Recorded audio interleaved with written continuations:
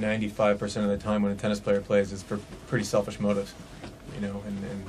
And this week is not one of those. You know, we're here because we want to be here, and you know, playing for the honor of it. So yeah, it is a different dynamic here. Do you feel that because of where it is, the players are sort of even more into it than they might have been in past Olympics? I don't know. I can't. I'm having a hard time like putting my finger on we're at the Olympics, but we're at Wimbledon, but right. we're, you know. So I've taken some wrong turns and some places that are normally open are like closed off now, and you know, so I'm having to learn different routes around this place. You're a dedicated Davis Cup player, and you certainly look patriotic today. How much of it for you is playing for the USA in this particular event? Well, that's why we're here. I mean, that's the whole point of the Olympics is to, you know, for me it's just an honor to be asked, you know, and to be able to do it.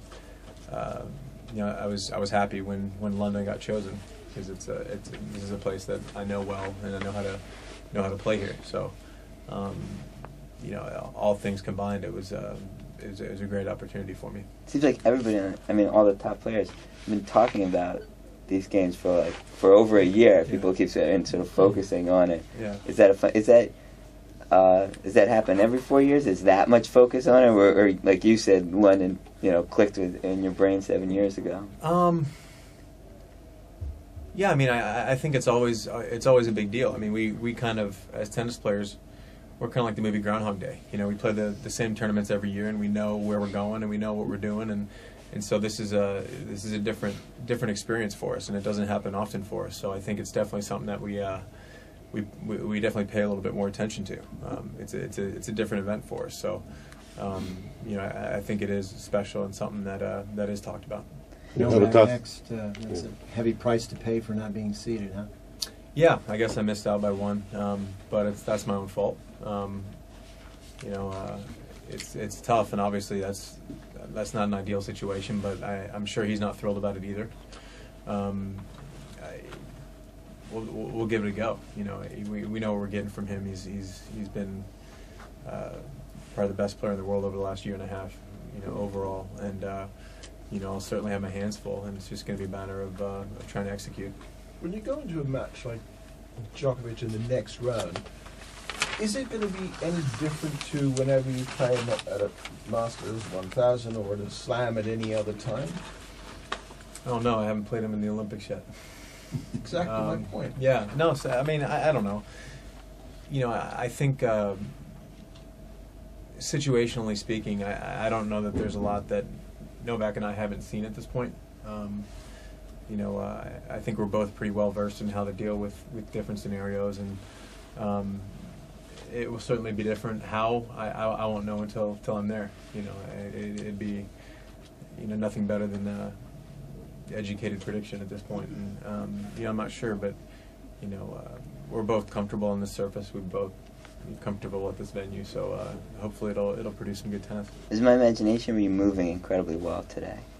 I hope it wasn't your imagination. I mean, did you feel like you were moving? I mean, you seem really alive. There's a big difference when you have matches behind you and you played, and obviously you know, the last couple tournaments have been really good, and with that comes footwork, and you know, you can't replicate match situations, and I've been lucky enough last week and over the last 6 weeks probably I've been getting a lot of match play, which was lacking earlier in the year, and you know, I was doing a lot of playing once a week and then sitting around for 5-6 days, or trying to practice, which isn't it's just not a game scenario. You know, so I don't know if that's a reason for it, but I certainly feel more comfortable with matches behind me.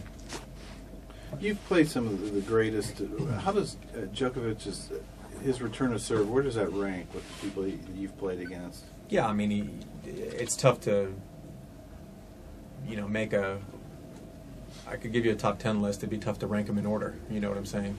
But he's certainly in that equation. You know, he's especially on second serves, he's able to kind of force the issue. And you know, the biggest thing with the top guys is they don't make mistakes when they shouldn't make mistakes. You know, and you know, he's able to repeat a successful pattern over and over and over, and that's why it takes the highest level of execution to beat those guys.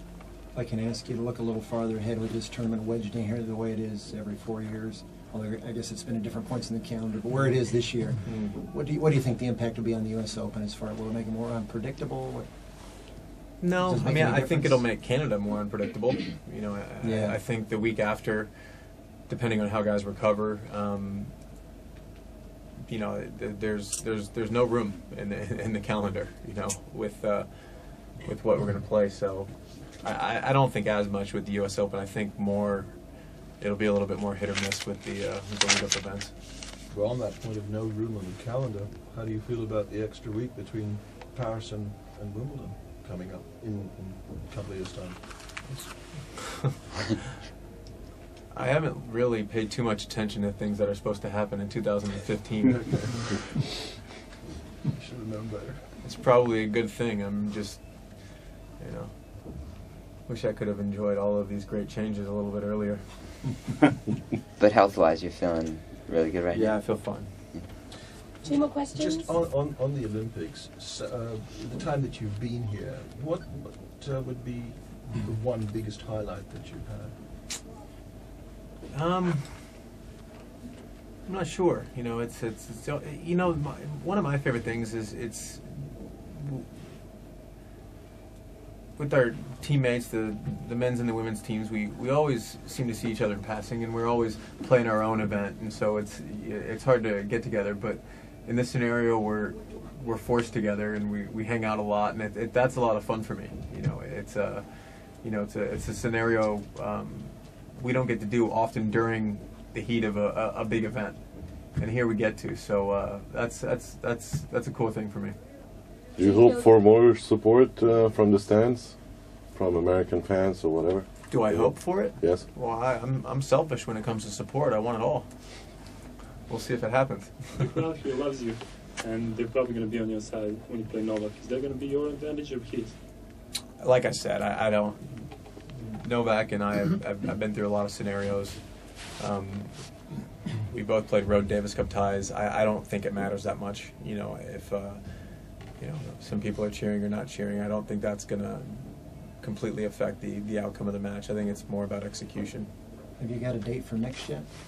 I don't. You know as much as I do. Okay. Still waiting, huh? Thank you very much. Thanks.